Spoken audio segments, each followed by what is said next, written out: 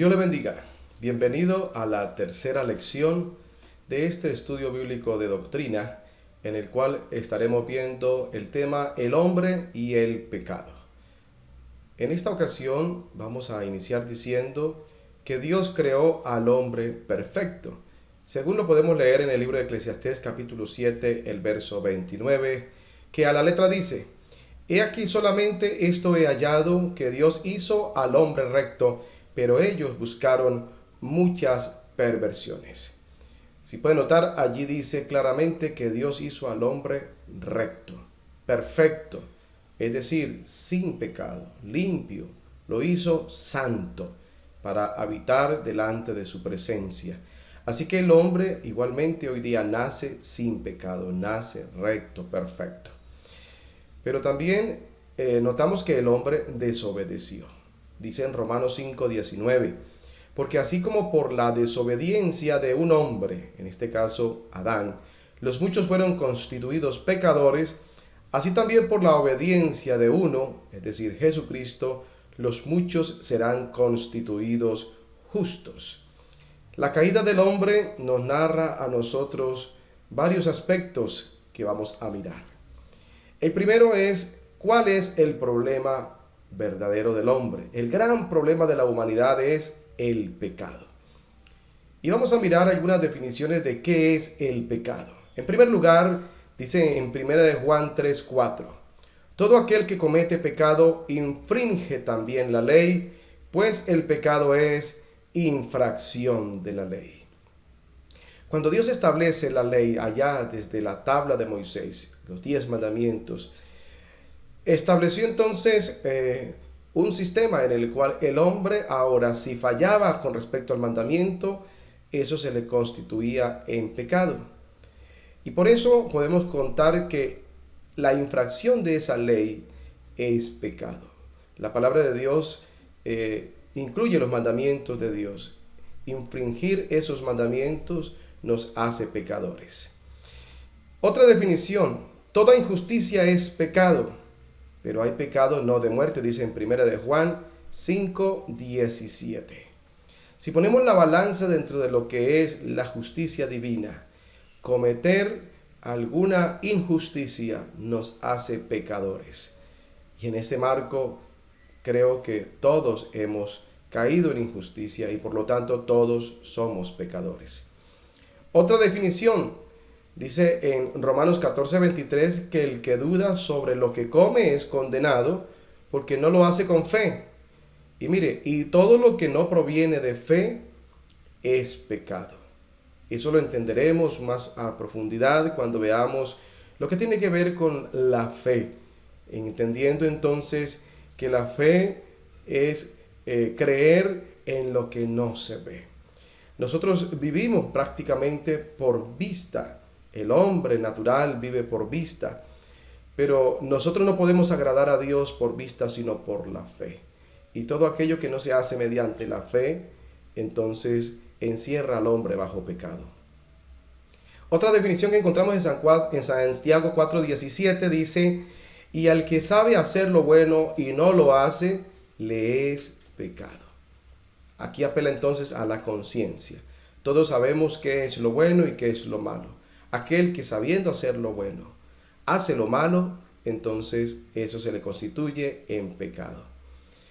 Y en San Juan capítulo 16, verso 8 al 9, dice que cuando Él venga, convencerá al mundo de pecado, de justicia y de juicio. Dice, de pecado por cuanto no creen en mí. El Señor hoy ha tendido la mano de salvación para salvar a los hombres, pero todo aquel que no crea en Él es condenado, dice la palabra del Señor. Así que no creer en Él induce entonces al hombre a vivir en pecado y asumir las consecuencias del pecado. Dice entonces la Biblia que nosotros fuimos constituidos pecadores en Romanos capítulo 5, el verso 19, Dice, porque así como por la desobediencia de un hombre los muchos fueron constituidos pecadores, así también por la obediencia de uno los muchos serán constituidos justos. Vemos entonces ahora el esquema de Adán y Eva. es decir, aquello que sucedió allá en el Edén. Y vamos a analizar entonces qué es lo que se refiere allí en Romanos 5:19. Hay tres aspectos que vamos a mirar. El primero de ellos es el orgullo. Y encontramos un texto en uno de los libros proféticos que dice: ¿Cómo caíste del cielo, oh lucero, hijo de la mañana? Cortado fuiste por tierra, tú que debilitabas a las naciones. Tú que decías en tu corazón: subiré al cielo, en lo alto, junto a las estrellas de Dios, levantaré mi trono, y en el monte del testimonio me sentaré a los lados del norte. Vemos entonces que el esquema que se vivió en el cielo, cuando el Señor había creado las cortes celestiales, allí estaba este personaje que la Biblia lo llama lucero. Entonces este lucero, hijo de la mañana, se rebeló contra Dios, diciendo de esta manera, como dice aquí: subiré al cielo, levantaré mi trono y me sentaré a los lados del norte. Allí hay un orgullo, una altivez de este ser creado por Dios. Y además dice el siguiente verso: sobre las alturas de las nubes subiré y seré semejante al Altísimo. Pero mire las consecuencias, el juicio que Dios realiza sobre esta criatura. Dice: mas tú derribado eres hasta el Seol, a los lados del abismo. Eso lo encontramos en Isaías 14, del 12 al 15. Entonces este mismo esquema de orgullo aparece allá en el Edén, cuando esta serpiente, serpiente antigua, que la Biblia lo llama de esta manera, es decir, Satanás, tienta al ser humano. En segunda instancia nos habla de la incredulidad.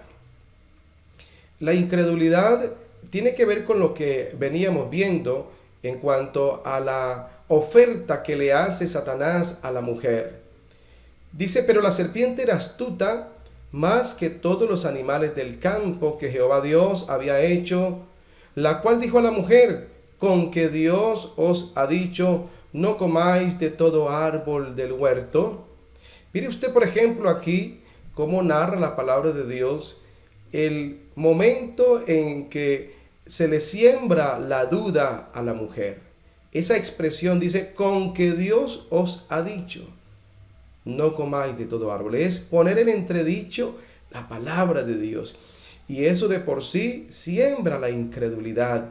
Y esto conlleva a lo que ya habíamos estado mirando en la anterior diapositiva. Lleva a la posterior desobediencia.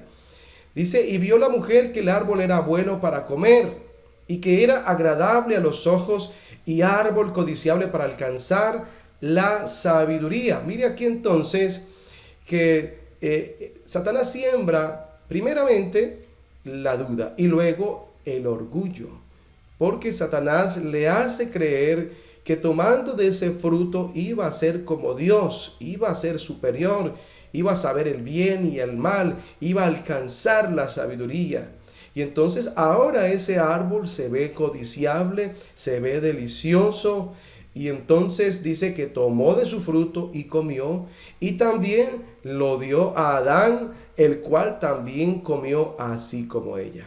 Así que ambos entran en este esquema original de desobediencia y de rebeldía contra Dios, y es lo que constantemente se repite en la raza humana. Por eso, mis estimados amigos, en este día yo quiero instarles para que nosotros vivamos siempre en obediencia, creyendo la palabra de Dios y desoyendo todos aquellos criterios, posturas y argumentos que se levantan en contra de la voluntad, de la palabra de Dios. Es importante entonces que entremos en obediencia. El secreto de la bendición, el secreto del éxito cristiano está precisamente en obedecer a la palabra de Dios. Llegamos hasta aquí en esta primera parte de esta lección y esperamos que pueda desarrollar el contenido de las evaluaciones que estaremos enviándole. Dios le siga bendiciendo.